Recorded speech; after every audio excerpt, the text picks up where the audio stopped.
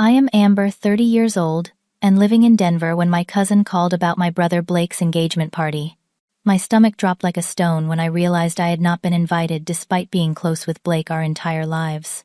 When I called my dad to ask about it, his words stung. "It is just a reunion, Amber. Do not make this a big deal."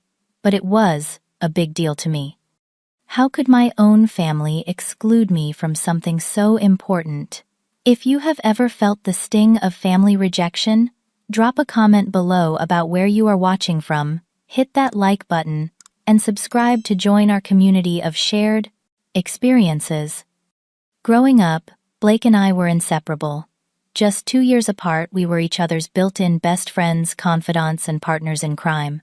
Our childhood home in suburban Chicago was filled with memories of us building blanket forts in the living room, creating elaborate backyard adventures, and defending each other fiercely at school. Blake was the one who stood up to the neighborhood bullies when they made fun of my braces in 6th grade. I was the one who covered for him when he snuck out to his first high school party. Our bond was special, forged through shared experiences and the understanding that no matter what happened, we had each other's backs. We had secret codes and inside jokes that no one else understood. Our parents would often find us whispering and giggling late into the night, flashlights under the covers, as we shared our dreams and fears. Everything changed when our parents announced their divorce during my sophomore year of high school. Blake was 14, just starting high school, and I was 16. The news shattered our sense of stability, and suddenly our close-knit family was splitting at the seams. The worst part was choosing where to live. My father had accepted a job in Milwaukee, while my mother planned to stay in Chicago. The decision was agonizing for both of us.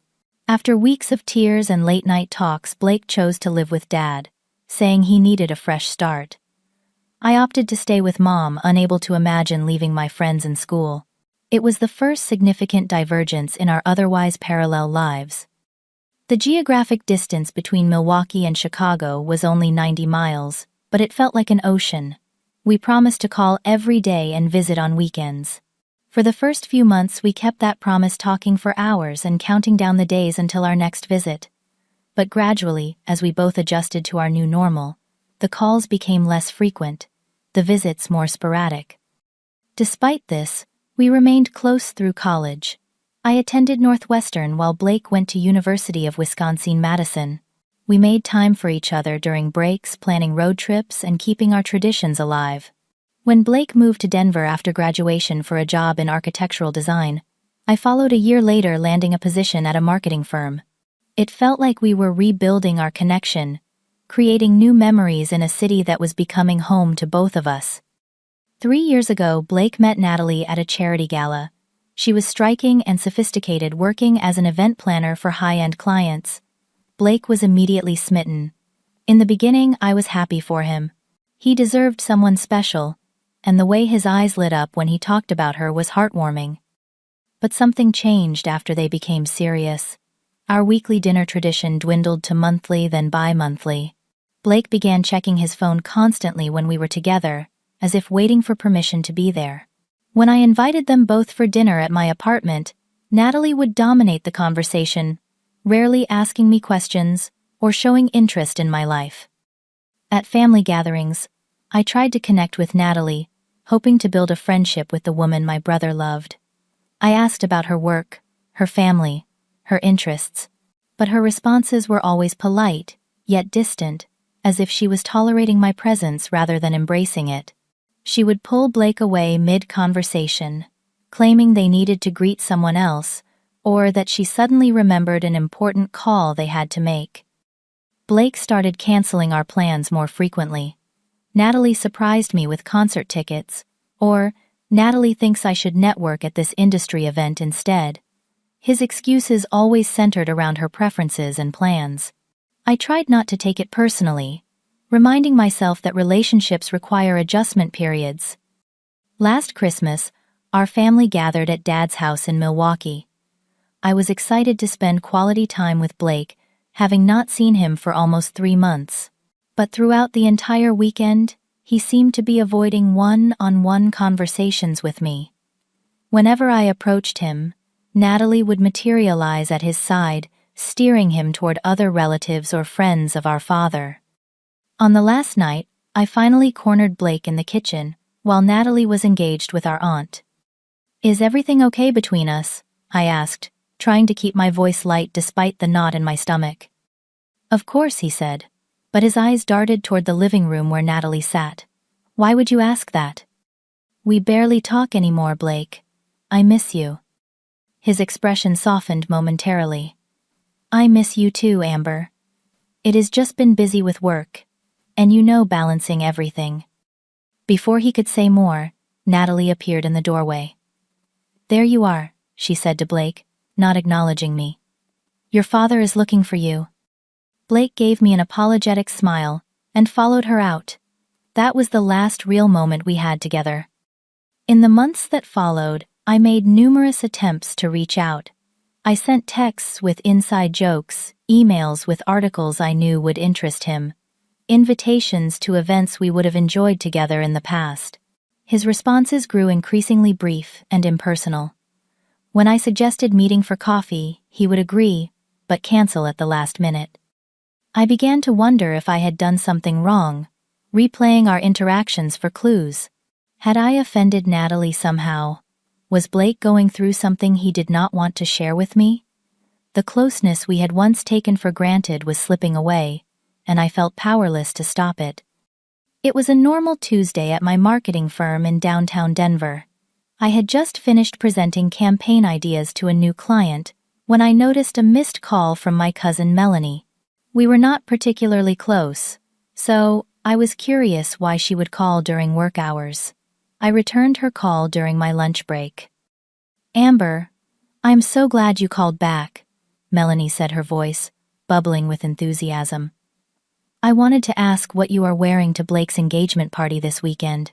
I am torn between the blue dress and the new jumpsuit I bought." My heart stopped.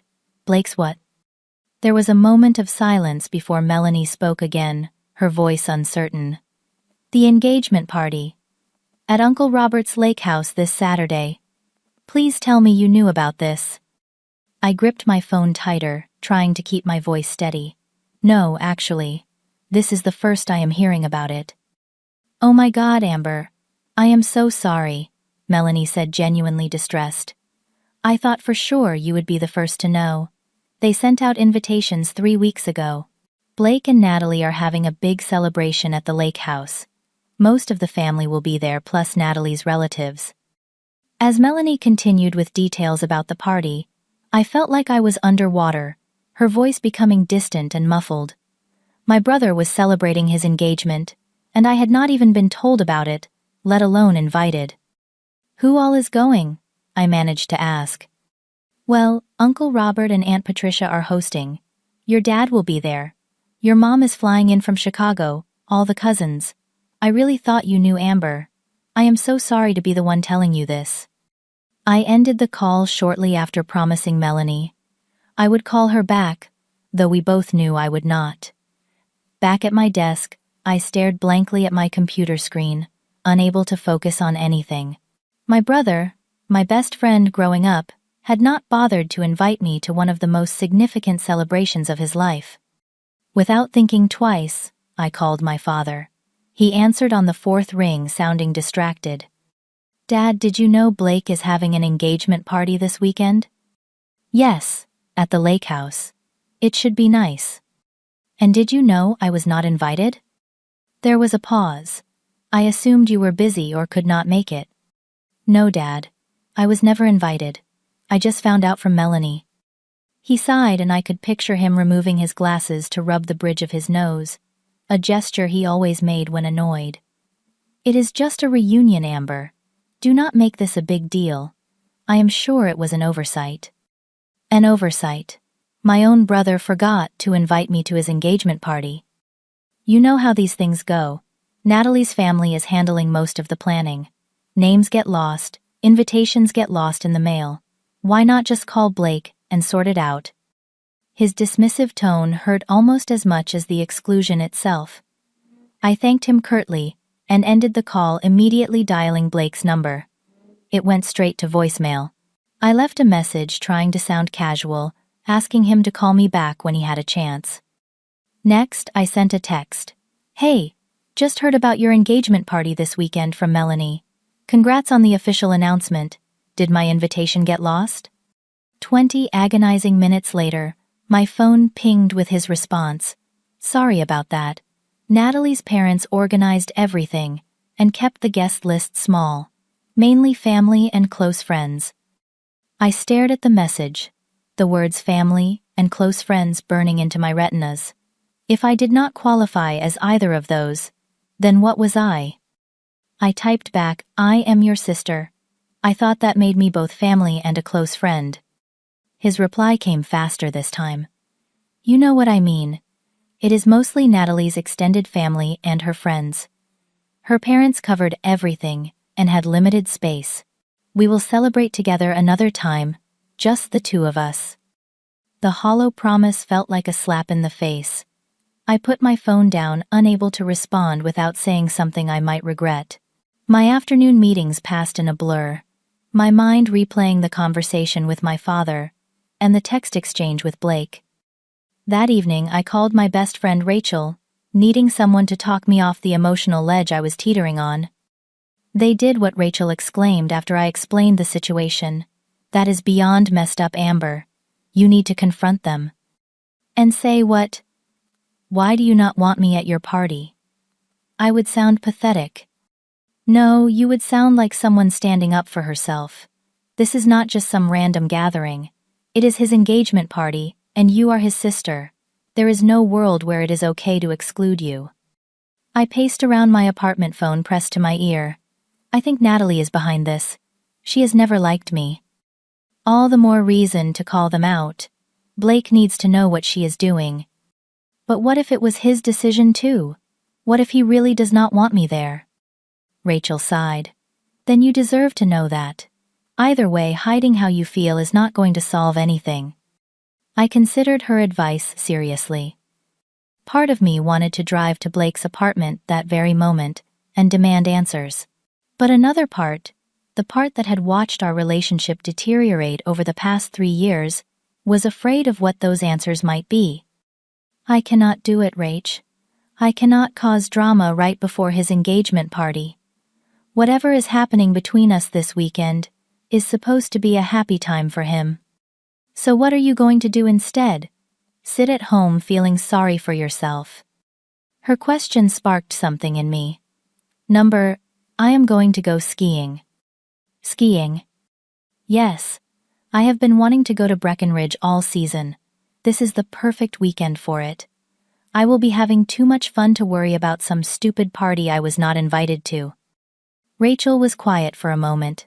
"That is actually not a bad idea. Living well is the best revenge and all that. Want company?" "Actually, yeah. That would be great." By the time we hung up, my plan was taking shape. I would not confront Blake or make a scene. Instead, I would show them all that their exclusion did not hurt me, that I had my own full life without them. It was a lie, of course. I was hurt deeply, but they did not need to know that. The decision to go skiing felt impulsive but right. I needed to escape Denver, and the knowledge that somewhere in the city my family was preparing for a celebration I was not welcome to attend. I called my friend Tara, who I knew loved winter sports as much as I did, and was relieved when she immediately agreed to join me. "Last-minute Breckenridge trip, count me in," she said without hesitation. "I can leave work early on Friday." I spent Wednesday evening packing, throwing thermal layers and ski gear into my duffel bag while fighting back tears. The practical tasks helped distract me from the constant buzzing of my phone, as family members began reaching out about the party, unaware that I had not been invited. Aunt Susan texted, "Looking forward to seeing you at the lake house this weekend. It has been too long." Cousin Daniel sent Blake's engagement party is going to be epic.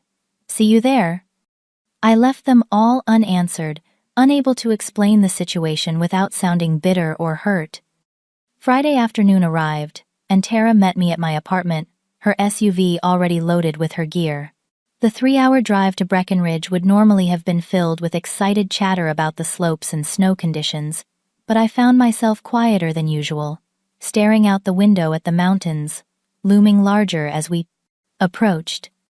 "Want to talk about it?" Tara asked after nearly an hour of sparse conversation. I sighed, watching my breath fog the passenger window. "Not really. I just want to forget about it for the weekend." "Fair enough. But for what it is worth, they are the ones missing out. Not you." Her simple support brought a lump to my throat. "Thanks, Tara." She turned up the radio, and we sang along to 90s hits for the rest of the drive, the familiar lyrics, a comforting distraction. We arrived at our rental cabin just as the sun was setting, casting pink and orange hues across the snow-covered peaks. The cabin was small but charming, with a stone fireplace and large windows overlooking the forest. Under different circumstances, I would have been ecstatic about the cozy weekend ahead. After unpacking and grabbing a quick dinner at a nearby tavern, we returned to the cabin to plan our skiing route for the next day. Tara spread out a trail map on the coffee table, while I built a fire, the physical tasks helping to keep my mind occupied. "I am thinking we start with the Colorado Superchair tomorrow, hit some blues to warm up, then maybe challenge ourselves on the Imperial Express if conditions are good," Tara suggested, tracing routes with her finger. "Sounds perfect," I agreed, trying to summon enthusiasm. The forecast said fresh powder overnight. We went to bed early, exhausted from the drive, and anticipating an early start on the slopes. I lay awake long after Tara's breathing had deepened into sleep, my mind replaying the text exchange with Blake. What would he be doing now? Preparing for his celebration? Did he even notice my absence in his life anymore? Saturday morning dawned bright and cold, the promised snowfall having blanketed the resort with several inches of fresh powder. We were among the first on the gondola, the crisp mountain air and spectacular views momentarily lifting my spirits. As we glided down the first run, the familiar rhythm of skiing began to work its magic. For brief stretches, I could focus entirely on the physical sensation, the speed and control, forgetting everything else. By midday, we had covered most of the resort's western face and stopped for lunch at a mountaintop restaurant. The sun was bright, reflecting blindingly off the snow, and the sky was a perfect Colorado blue. "You seem better," Tara observed as we sat on the outdoor deck watching skiers and snowboarders carve their way down the mountain below us. "I am," I admitted. "Being out here helps put things in perspective." "Good. Oh, we should take some pictures. The lighting is perfect right now." I hesitated, knowing that any social media posts would be seen by family members who thought I was sitting at home nursing my wounded pride. Tara seemed to read my mind. "Come on, this view is too good not to share. Besides, it might feel good to show the world you are out living your life." She was right. After lunch, we asked a fellow skier to take a few photos of us together, posing with our skis and snowboards against the backdrop of the majestic Rockies. But it was later, as the sun began its descent toward the horizon, that we captured the perfect shot. We had taken the Imperial Express to the highest point of the resort, where the panoramic views were breathtaking.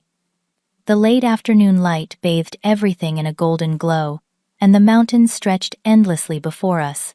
Tara insisted on taking a photo of me alone standing at the edge of the ridge. "One more," she called, and I turned toward her, my face flushed from the cold and exertion, a genuine smile finally breaking through. The mountains spread out behind me, my ski goggles pushed up onto my helmet snow, clinging to my jacket. In that moment, I felt free. Back at the cabin that evening, Tara and I scrolled through the day's photos, selecting the best ones to share. The summit photo stood out immediately. "That one," Tara said, pointing to the shot where I was smiling. "You look happy." I nodded already, thinking about the caption. I wanted something casual, something that showed I was having an amazing weekend, without explicitly mentioning why I was not at the lake house. After several drafts, I settled on, "Nothing beats a bluebird day at Breck, with fresh powder and good friends." My finger hovered over the post button, my heart racing with a mix of defiance and anxiety. Was this petty maybe? but it also felt like reclaiming some small piece of my dignity. I pressed post and set my phone aside, determined not to obsessively check for reactions. Tara and I made dinner in the cabin's small kitchen, opened a bottle of wine, and settled in front of the fireplace to watch a movie. For a few hours, I almost forgot about the party happening 200 miles away. It was not until we finished the movie that I checked my phone again. The post had garnered dozens of likes and supportive comments from friends. Living your best life. Those views are incredible. So jealous right now. But mixed among them were the first ripples of family reaction. A text from my mother: skiing instead of your brother's party. Call me. A comment from my aunt asking if I was okay. And most telling, a private message from my cousin Melanie. Everyone is asking where you are. Blake looks upset. What is going on? I turned off notifications and put my phone on the bedside table, suddenly exhausted. Tomorrow would bring the full storm, I was sure of it. But for tonight, high in the mountains, I had created a small sanctuary from the family drama unfolding without me. Sunday morning, I woke to the soft light filtering through the cabin's curtains and the quiet sound of Tara making coffee in the kitchen. For a blissful moment, I forgot about everything except the promise of another day on the slopes. Then I reached for my phone. The screen was flooded with notifications. 14 missed calls, 27 text messages, numerous social media alerts. My peaceful bubble had officially burst. I scrolled through the messages, my stomach knotting tighter with each one. My mother had progressed from confused to worried. Amber, why are you skiing? Did you forget about the party? Please call me back. I am concerned. Your brother is asking about you. What should I tell him? My father's voicemails started calmly but escalated to anger. Amber, call me when you get this. We need to talk. This childish behavior is exactly why you create problems in the family. You are deliberately causing drama on your brother's special day. Grow up. The most hurtful message came from Blake himself. Real mature, Amber. You could not just let me have one day without making it about you. Natalie was right about you, all along. I sat on the edge of the bed, phone clutched in my trembling hand, as Tara entered with 2 mugs of coffee. That bad? She asked, seeing my expression. Worse, I managed, showing her Blake's text. She sat beside me, scanning through the messages. Holy shit. They are acting like you committed a crime by going skiing instead of crashing a party you were explicitly not invited to. Look at this, I said, opening the family group chat. Screenshots from the party showed smiling relatives gathered around Blake and Natalie, champagne flutes raised in celebration. My aunt had posted, almost perfect day, missing only one special person, which had prompted a flurry of questions about my absence. Natalie's mother had apparently told several people that I had declined the invitation because I could not be bothered to attend. My Uncle Robert had defended this version of events, adding that I had always been difficult. This sparked a heated exchange between him and Aunt Susan, who insisted something was not adding up. Your dad actually wrote, Amber chose not to be here. Let us respect her decision and focus on Blake and Natalie. Tara read aloud, her voice incredulous. He is straight up lying. The betrayal cut deep. Not only had they excluded me, but now they were rewriting the narrative to make me the villain. I scrolled further to find more relatives taking sides in the unfolding drama. Cousin Eric, classic Amber always has to be the center of attention. Aunt Susan. Something is not right. Amber would never miss this without a good reason. Uncle Robert. She has always been jealous of her brother's success. Cousin Melanie. Can everyone stop speculating? None of us know the whole story. The family I thought I knew was fracturing before my eyes, their true feelings about me spilling out in digital form. I had become a convenient scapegoat, the disruptive element in an otherwise perfect family portrait. I put the phone down and pressed the heels of my hands against my eyes, trying to stem the tears that threatened to overflow. Tara wrapped an arm around my shoulders. This is so messed up, she said softly. They are gaslighting you. I cannot believe Blake would let them do this. I whispered. He knows the truth. Natalie has him wrapped around her finger. Look at what he wrote you. Natalie was right about you all along. What does that even mean? I shook my head, unable to answer. What had Natalie been saying about me behind my back? What image of me had she created in Blake's mind that made him so willing to cut me out? I need to respond, I said, reaching for my phone again. Tara gently took it from my hands. Not right now. You are upset, and anything you say will just feed into their narrative that you are being dramatic. Let us go skiing, clear your head, and deal with this when we get back to Denver. I knew she was right, but the thought of strapping on my boots and pretending to enjoy the day felt impossible. Still, the alternative was sitting in the cabin, obsessing over every message, which would only make things worse. We hit the slopes later than planned, the bright sunshine and perfect snow conditions, a stark contrast to my dark mood. I went through the motions, mechanically unable to find yesterday's joy in the activity. Around noon, Tara suggested we call it a day.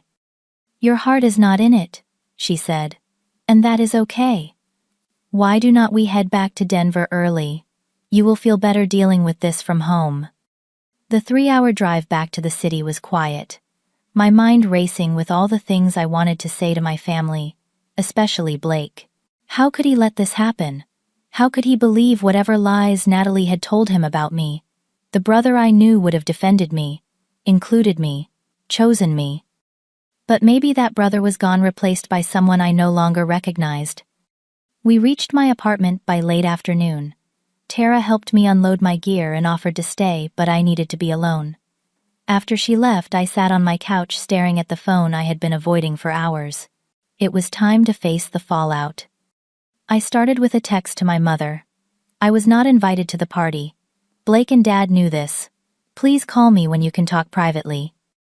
Next, I crafted a simple post on social media. To clarify for concerned family members, I was not at Blake's engagement party because I was not invited. I chose to spend the weekend enjoying Colorado's mountains rather than sitting at home feeling excluded.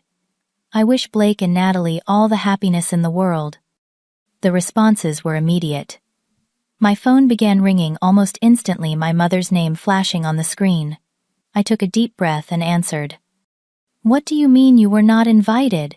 She demanded without preamble. Your father told me you knew about it but said you could not make it. He lied, Mom. I found out about the party from Melanie on Tuesday. When I called Dad, he dismissed it as just a reunion and told me not to make a big deal about it. That cannot be right, she said, but I could hear the uncertainty in her voice. Why would Blake not invite his own sister? Ask Natalie, I said bitterly. Apparently she has been telling everyone what a terrible person I am. The conversation with my mother lasted nearly an hour, as I filled her in on the gradual distancing, the cancelled plans, the cold treatment from Natalie. She was shocked and apologetic, promising to speak with Blake directly. I had no idea things were this bad, she said. I noticed you two were not as close lately, but I assumed it was just adult lives getting busy. After we hung up, I felt marginally better. At least someone in my family believed me. But the hardest conversation was still to come. Monday morning arrived with a heaviness I could not shake. Despite taking a personal day from work, I found myself up early rehearsing conversations in my head and checking my phone obsessively. Blake had not responded to my social media clarification, nor had my father. The family group chat had gone suspiciously quiet. By afternoon, I could no longer stand the silence. This had to be addressed face to face. I texted Blake. We need to talk. I am coming over after work. His response came quickly. Fine. I will be home around 6. The drive to Blake's apartment across town felt both too long and too short. My mind raced with all the things I wanted to say, the hurt and confusion I needed to express. Would he listen? Would he care? The Blake I grew up with would, but I was no longer sure that version of my brother still existed. I parked outside his building at 6:15, giving him time to get home and settle in. The walk to his third-floor apartment was familiar, I had been there countless times for dinners and game nights before Natalie entered the picture. Now it felt like approaching a stranger's door. I knocked, my heart pounding. Blake opened the door, his expression guarded. Behind him, I caught sight of Natalie sitting on the couch, her posture rigid and unwelcoming. I had not expected her to be there, and her presence immediately altered the conversation I had planned. "Come in," Blake said flatly, stepping aside. I entered the living room, the familiar space, now feeling hostile.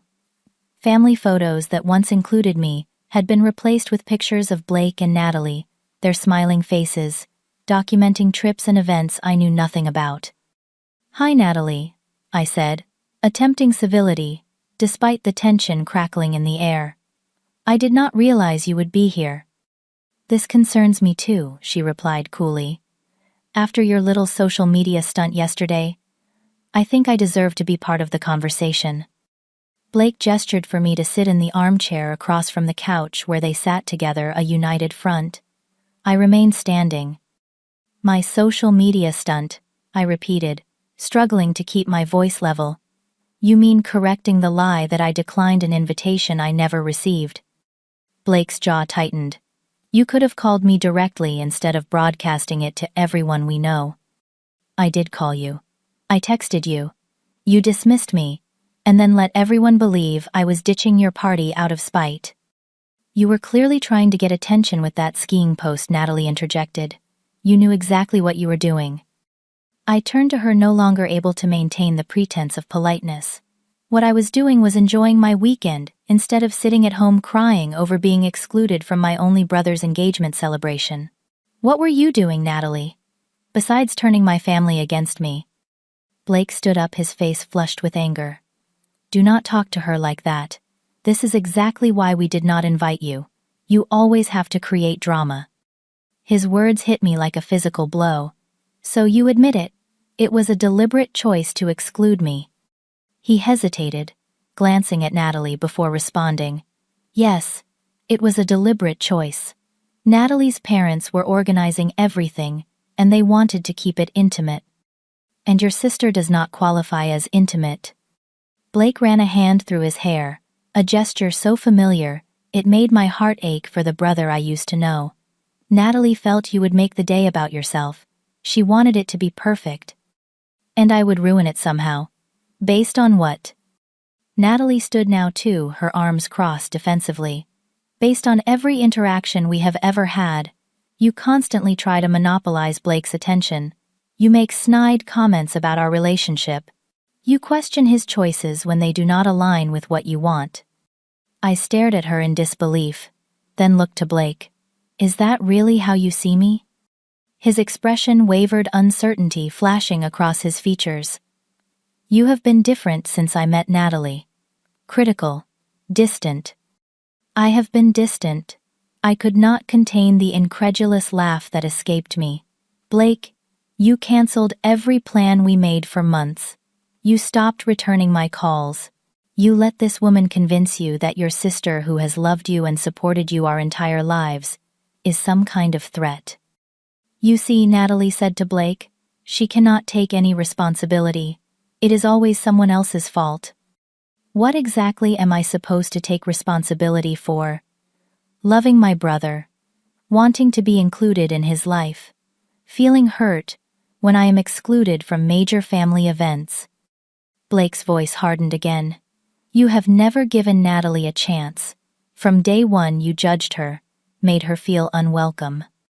"That is not true," I protested, tears stinging my eyes. "I tried so hard with her. I invited you both to dinner. I asked about her interests, her family. She was the one who was cold to me." "This is pointless," Natalie said, shaking her head.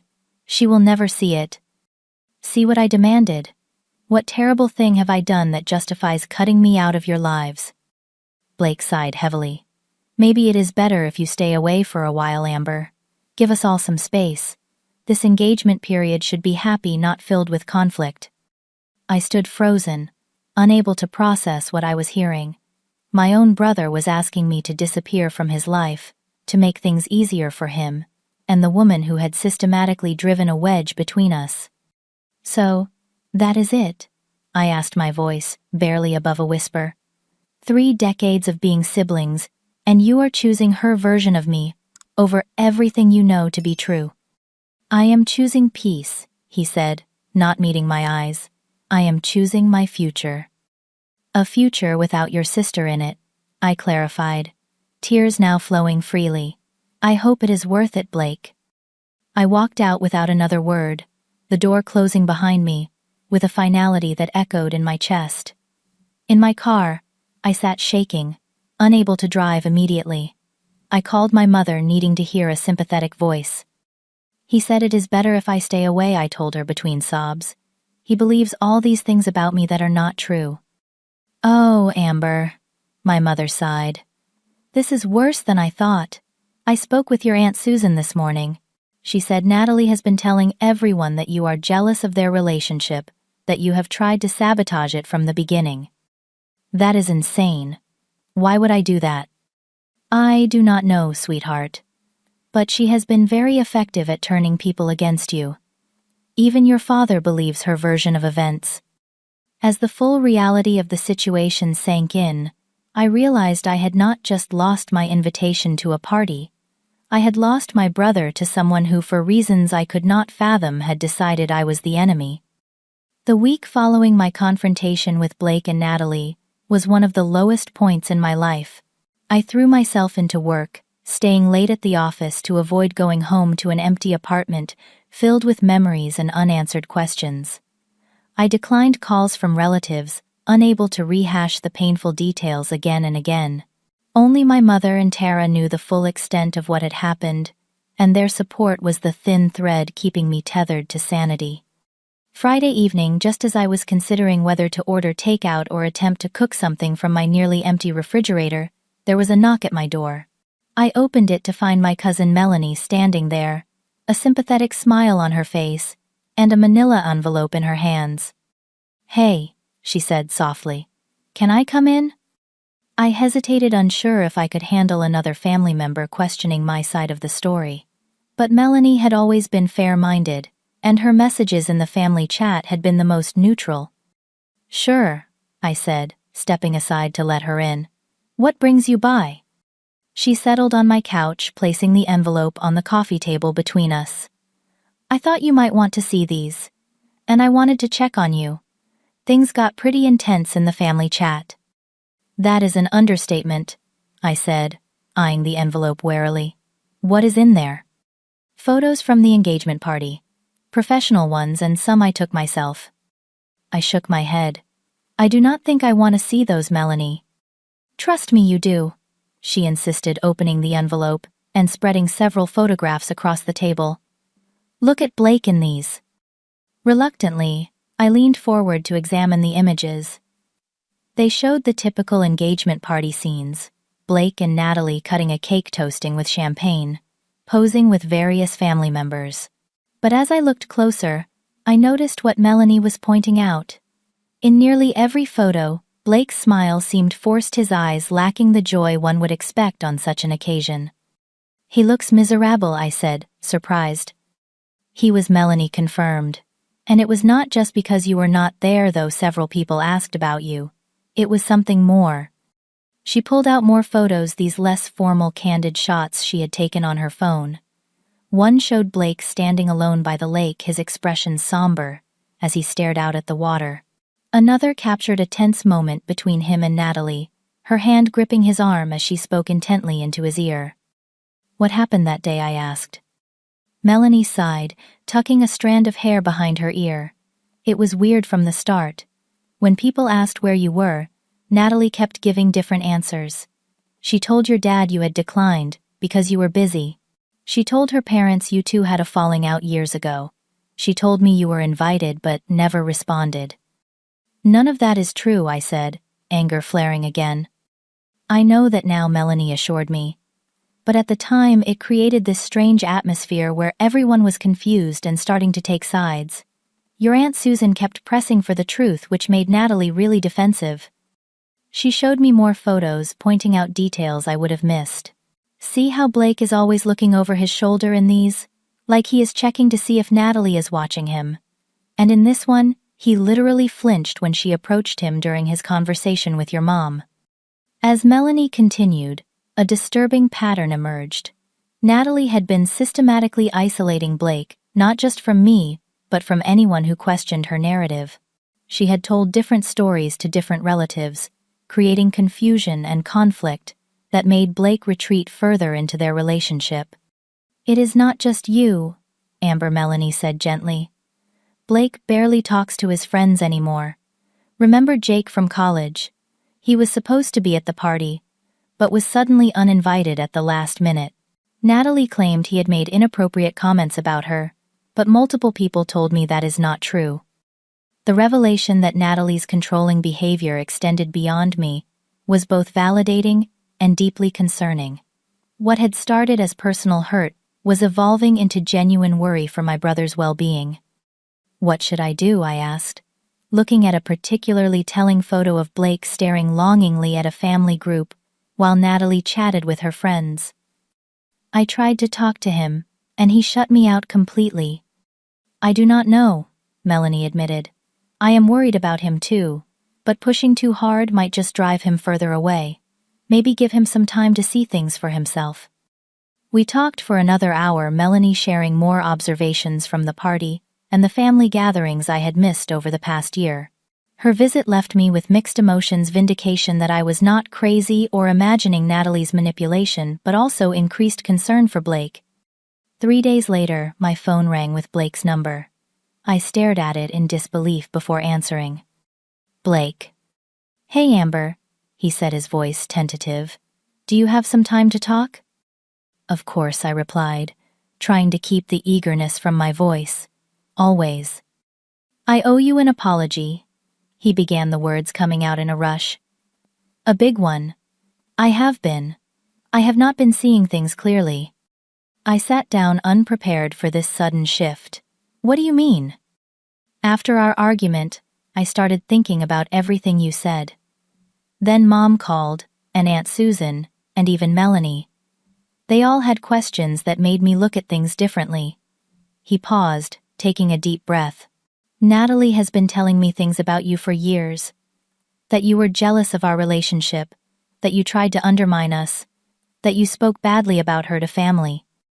"None of that is true, Blake." "I know that now," he said quietly. "Or at least I am starting to see that her version of events does not match reality.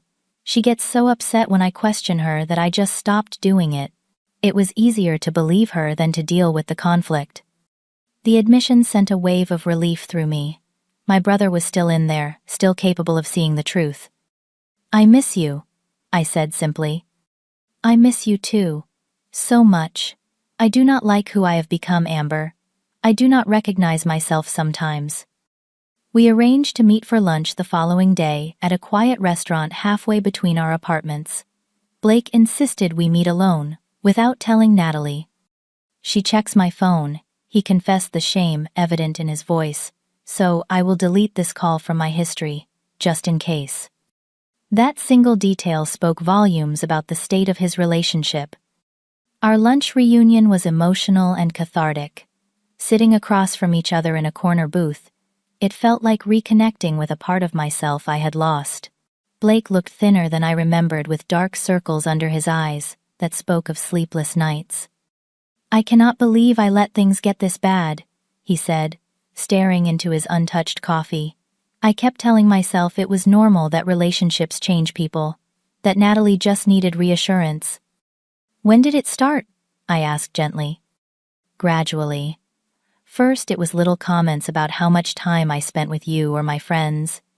Then it became accusations that I was prioritizing everyone else over her. When I defended you, she would get upset, say I was choosing you over her. Eventually, it was easier to just cancel plans with you than deal with the aftermath." As he spoke, I began to understand the slow, insidious way Natalie had isolated him. Not through dramatic ultimatums, but through persistent emotional pressure that wore down his resistance over time.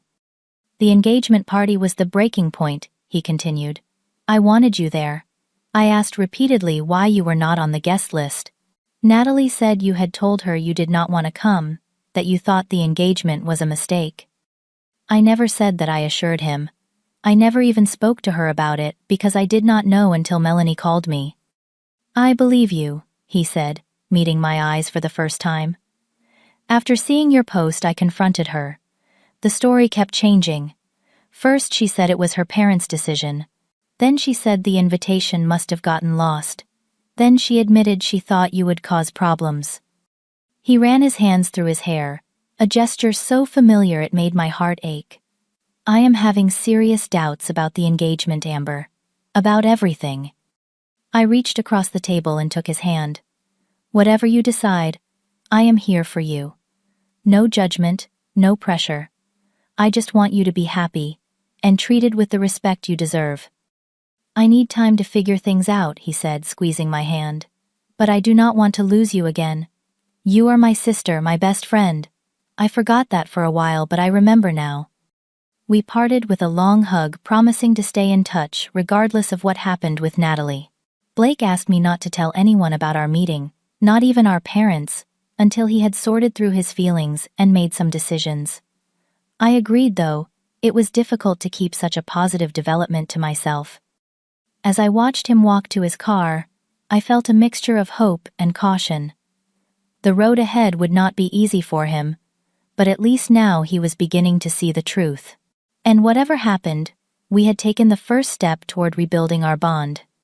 3 months passed like a slow exhale each day, bringing small signs of healing and renewal. Blake had broken off his engagement with Natalie, a decision that sent shockwaves through the family, but ultimately proved to be the right choice for him. The process was messy and painful, with Natalie alternating between tearful pleas and vicious accusations, but Blake remained firm in his decision. I was helping him move into his new apartment, a sun-filled one-bedroom in a neighborhood closer to mine. We had spent the morning carrying boxes and assembling furniture, falling easily back into the rhythm of sibling teamwork that had defined our childhood. I think that is the last box, Blake said, collapsing onto his newly assembled couch. Thanks for helping. I could not have done this alone. That is what sisters are for, I replied, joining him on the couch. Besides, I have a vested interest in making sure your new place is nice, since I plan to visit often. He smiled, a genuine expression that had become more frequent in recent weeks. I am counting on it. Maybe we can restart our weekly dinner tradition. Absolutely. My cooking skills have improved since the last time you risked eating my food. We laughed, the sound filling the apartment with warmth. These moments of ordinary sibling banter had once been so common I took them for granted. Now, after nearly losing our connection entirely, each one felt precious. The road to reconciliation had not been straightforward. After our lunch meeting, Blake had spent several weeks in intense reflection, eventually seeking help from a therapist to process the manipulation he had experienced. He moved out of the apartment he shared with Natalie and stayed with our father temporarily while sorting out his next steps. Our father, initially angry and disbelieving, had gradually come to understand the situation as Blake opened up about his relationship. The conversation where Blake finally confronted Dad about his role in excluding me from the engagement party had been difficult, but necessary. He apologized, Blake told me later. Said he should have questioned things more, instead of accepting Natalie's version of events. He feels guilty about how he treated you. My own conversation with our father came a week later over coffee at a neutral location. His apology was awkward but sincere, acknowledging that he had failed in his responsibility to both his children. I wanted to believe everything was fine, he admitted. It was easier than facing the possibility that Blake was in an unhealthy relationship. I am sorry I dismissed your feelings, Amber. You deserved better. The healing extended beyond just Blake and me. Our entire family had been forced to confront some uncomfortable truths about communication assumptions and the ease with which relationships can be manipulated by half-truths and misunderstandings. Aunt Susan organized a family therapy session, which surprised everyone by being productive rather than awkward. We established new ground rules for communication, agreed to verify information before jumping to conclusions, and committed to supporting each other more actively. For me, the experience had been transformative in unexpected ways. The pain of exclusion had forced me to examine my own patterns in relationships and my reluctance to confront problems directly. I had allowed the gradual distancing from Blake to continue for years, making excuses and avoiding difficult conversations until the situation reached a breaking point. "I should have called you out sooner," I told Blake during one of our heart-to-heart talks. "When you first started canceling plans and pulling away, I should have demanded answers instead of just accepting it." "I would not have listened then," he replied honestly.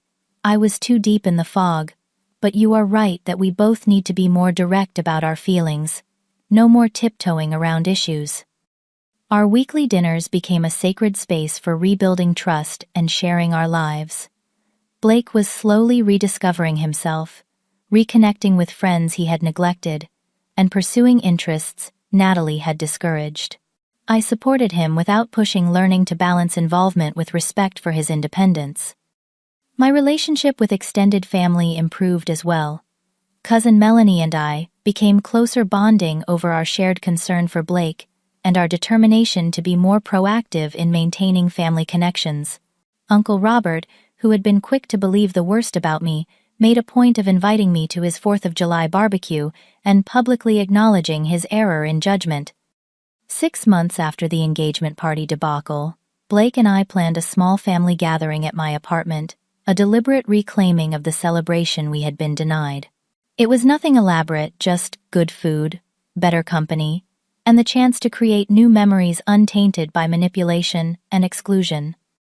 As I looked around at the people filling my living room, I felt a profound sense of gratitude. The painful experience had ultimately led to greater authenticity in all my relationships.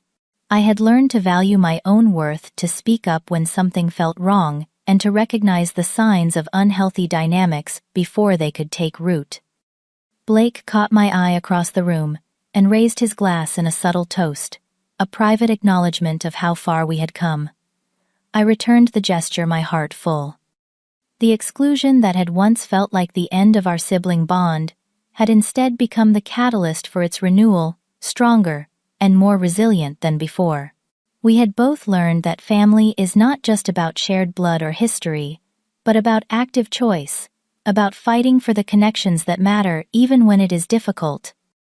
In the darkest moment of feeling unwanted by my own family, I could never have imagined that it would lead to this new beginning, this deeper understanding of what it means to truly see and support each other. The party I was not invited to had, in its own painful way, given me a gift: the recognition that self-respect is non-negotiable, that honesty is essential, even when it is uncomfortable, and that sometimes the most loving thing we can do for ourselves and others is to speak our truth, even when it disrupts the false peace of silence. Have you ever experienced exclusion from someone you thought would always include you? Drop a comment below to share your story. Your experience might help someone else feel less alone. Also, if this resonated with you, please like and subscribe to hear more stories about navigating complicated family dynamics. Thank you for listening, and remember, sometimes the relationships that challenge us most are the ones that teach us who we truly are and what we really deserve.